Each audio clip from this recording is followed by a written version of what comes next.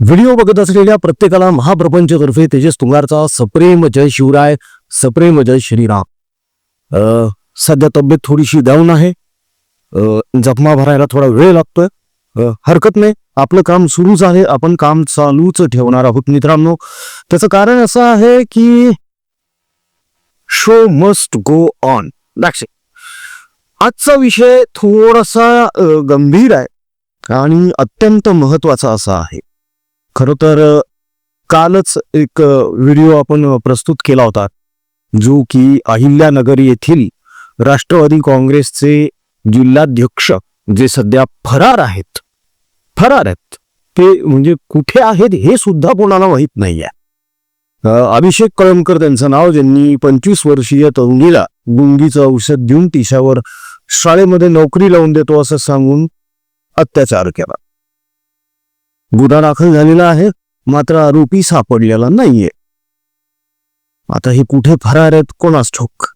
कदाचित कृष्णा आंधळे जे स्वर्गीय संतोष अण्णा देशमुख यांच्या हत्येतील आरोपी कृष्णा आंधळे याच्याप्रमाणेच ते कुठेतरी परागंदा झालेले असावेत, येईल समोर सत्य। पण अशीच एक घटना उत्तर प्रदेशमध्ये घडलेली आहे आणि ती घटना घडवणारा जो आहे तो स्वतःला एक स्वयंघोषित शंकराचार्य म्हणून घेतो। अगदी अचूक ओळखलत मित्रांनो, ह्या माणसाचं नाव आहे अविमुक्तेश्वरानंद। आता या अविमुक्तेश्वरानंदनं काय प्रताप केलंय ते सांगतो तुम्हाला। ह्यानं 2 लहान मुलांना प्रताडित केलं, त्यांच्यावर अत्याचार केले आणि त्यांचं शोषण केलंय असं यांच्यावर गुन्हा दाखल झाला। याचिकाकर्त्यांनी जेव्हा पोलीस स्टेशन गाठलं आणि पोलीस स्टेशनमध्ये ते कंप्लेंट द्यायला गेले, तेव्हा पोलिसांनी तक्रार घ्यायला मनाई केली, तक्रारच घेतली नाही।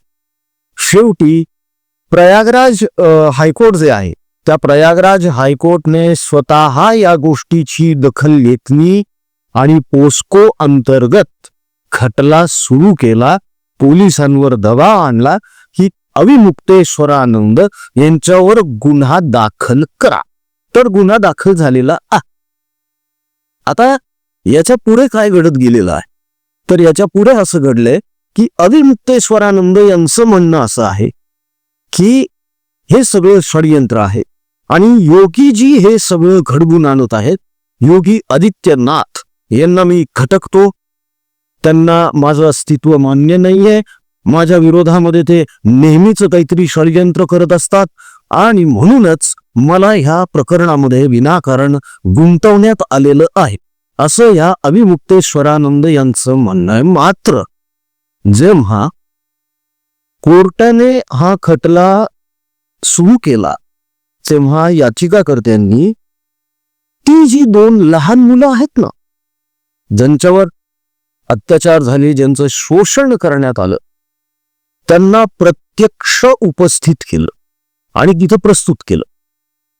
त्या 2 चिमुरड्यांनी स्वतःच्या तोंडून आपली आपबीती माननीय कोर्टाला सांगितली आणि म्हणून कोर्टाने ह्या गोष्टीची गंभीर दखल घेत स्वयंघोषित शंकराचार्य अविमुक्तेश्वरानंद आणि त्यांचे काही शिष्य यांच्यावर गुन्हे दाखल केले।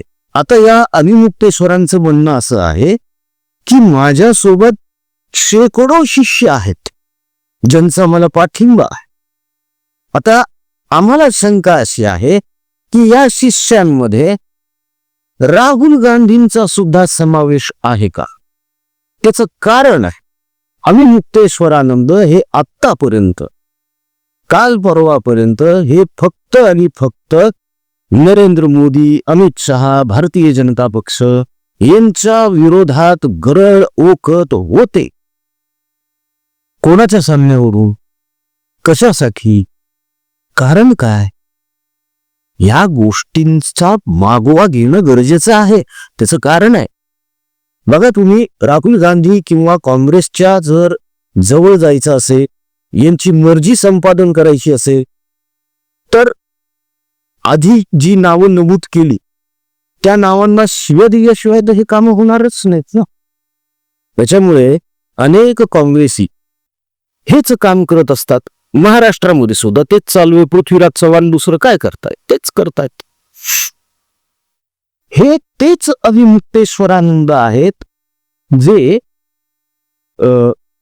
कुंभमेळ्यामध्ये स्नान करायचं होतं यांना, आणि ते देखील त्यांच्या पालखी सकट स्नान करायचं होतं म्हणून हटून बसले होते, हट्ट करत होते. शेवटी कोर्टाने दळका दिल्यानंतर हे तिथून फरार झाले, हे तिथून पळून गेले. हे तेच अभिमुक्तेश्वरानंद आहेत जे उद्धव ठाकरे यांच्या घरी गेले होते आणि तिथे जाऊन यांनी मुक्ताफळ उधळली की उद्धव ठाकरे यांच्यासोबत धोका झालेला आहे, घात झालेला आहे, महाराष्ट्रामध्ये गद्दारी वाढलेली आहे. तुम्हाला काय करायचंय?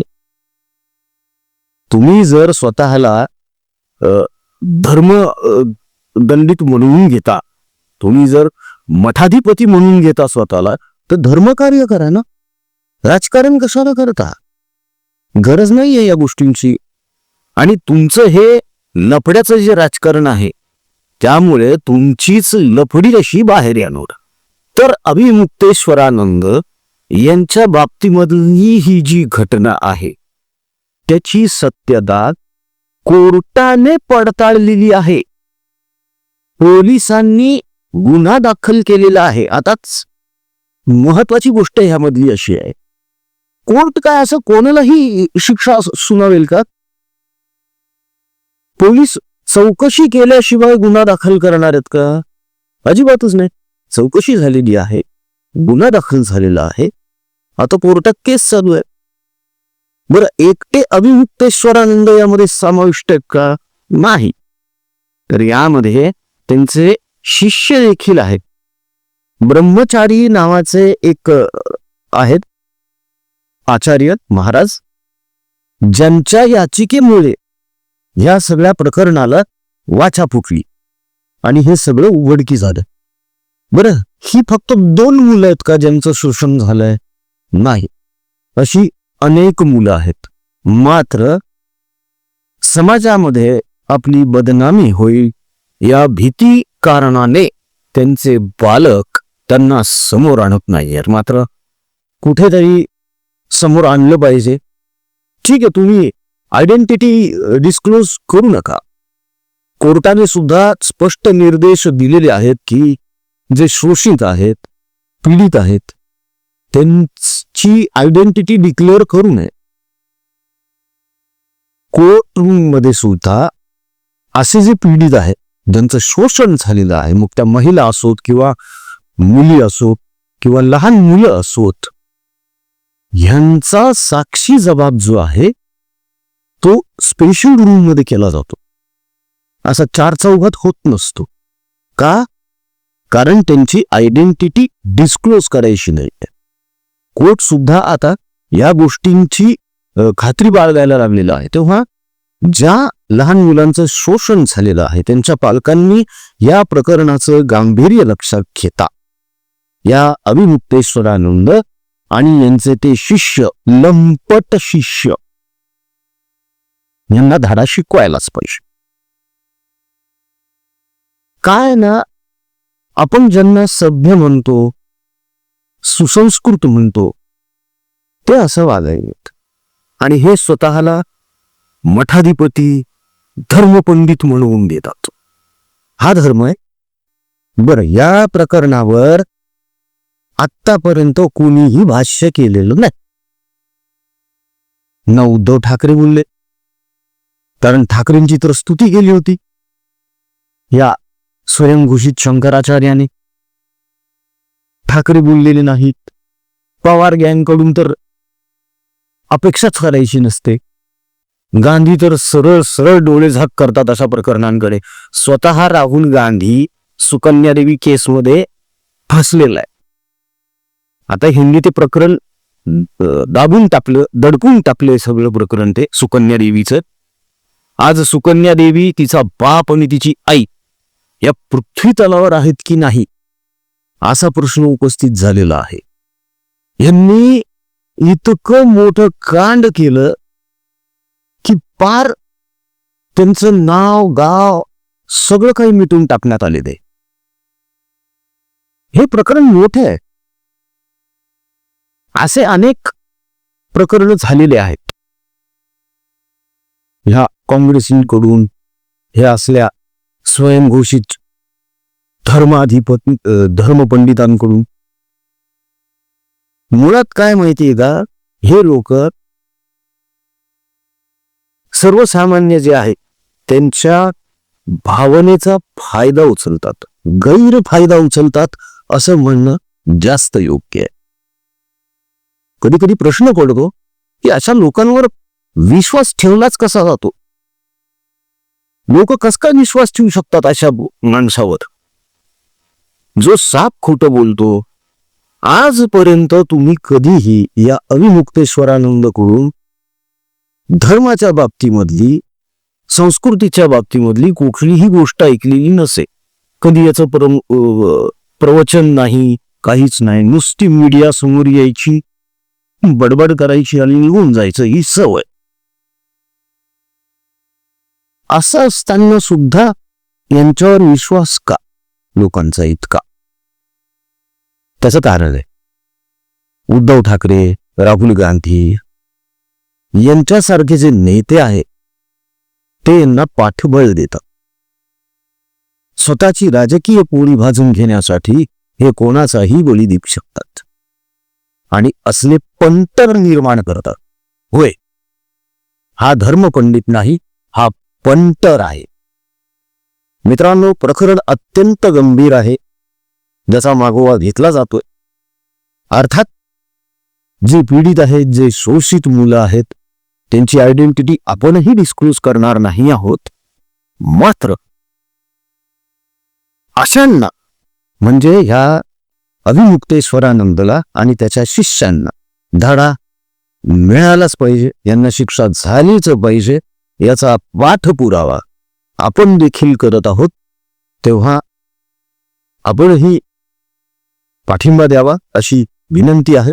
जाता जाता कळकळीचं आवाहन आहे, आपण आपल्या परिवारातर्फे आपल्या हिंदू माता बंधू भगिनी यांच्यासाठी, शेतकऱ्यांसाठी, गरजू रुग्ण, कॅन्सरग्रस्त रुग्ण आणि विद्यार्थ्यांसाठी ज्या योजना राबवतो आहोत, जे उपक्रम चालवत आहोत, ज्या सेवा देत आहोत, ते कार्य निरंतर चालू आहे, पुढे पण चालू राहणार आहे. आपला सहभाग आणि योगदान त्यामध्ये असावं एवढी नम्र विनंती. मित्रांनो, दिला गेलेला जीपे फोनपे क्रमांकावर आपल्या इच्छेनुसार, मर्जीनुसार जे काही योगदान द्यावं वाटतंय निश्चित द्या. ट्रान्झॅक्शन झाल्यावर त्याचा स्क्रीनशॉट व्हॉट्सअपवर पाठवा. व्हिडिओ कसा वाटला कमेंटमध्ये नक्की कळवा. या बाबतीत तुमचं काय मत आहे ते जाणून घ्यायला आम्ही निश्चित उत्सुक आहोत मित्रांनो. तेव्हा जास्तीत जास्त प्रमाणामध्ये कमेंट्स करायला विसरू नका. पुन्हा भेटूया पुढच्या व्हिडिओमध्ये. जय हिंद, जय महाराष्ट्र, वंदे मातरम, जय शिवराय, जय शंभूराजे, जय भवानी, जय जगदंब, भारत माता की जय. जय श्रीराम.